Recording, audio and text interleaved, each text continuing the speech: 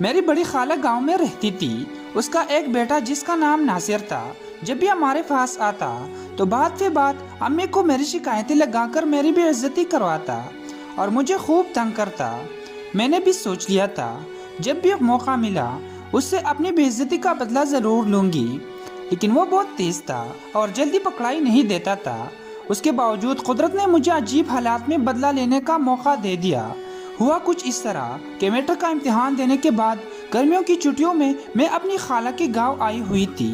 مجھے سائیکل چلانے کا بہت شوق تھا لیکن میں چلا نہیں سکتی تھی کیونکہ مجھے سائیکل چلانا نہیں آتی تھی.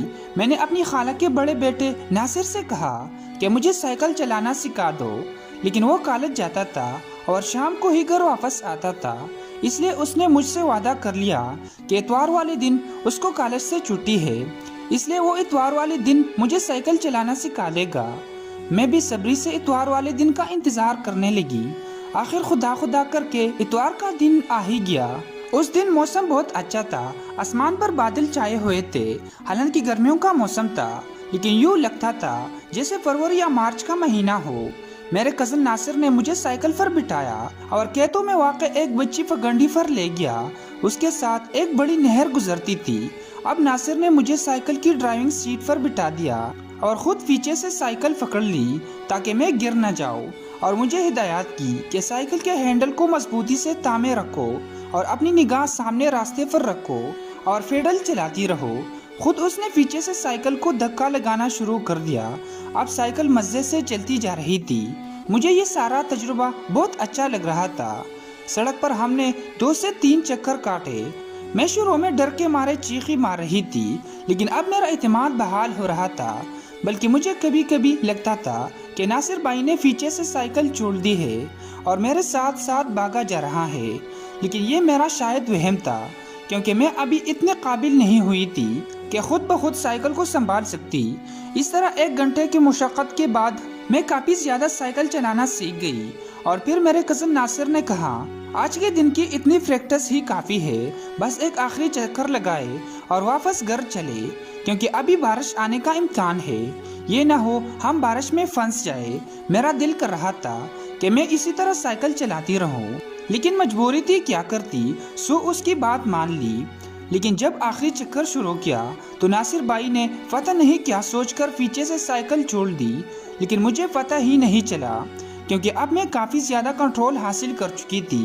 لیکن تھوڑی دیر بعد مجھے جب پتہ چلا کہ سائیکل میں خود چلا رہی ہوں اور ساجد بھائی تو کہے پیچھے رک گئے ہیں تو میں گھبرا گئی اور سائیکل کا رخ نہر کی طرف ہو گیا اور میں سائیکل سمیت نہر میں جا گری.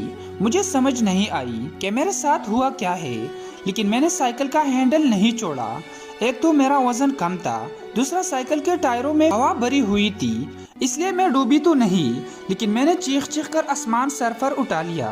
جیسے ہی ناصر بھائی کو پتہ چلا کہ میں نہر میں گر گئی ہوں تو وہ بھاگتا ہوا آیا، نہر میں چھلانگ لگا دی.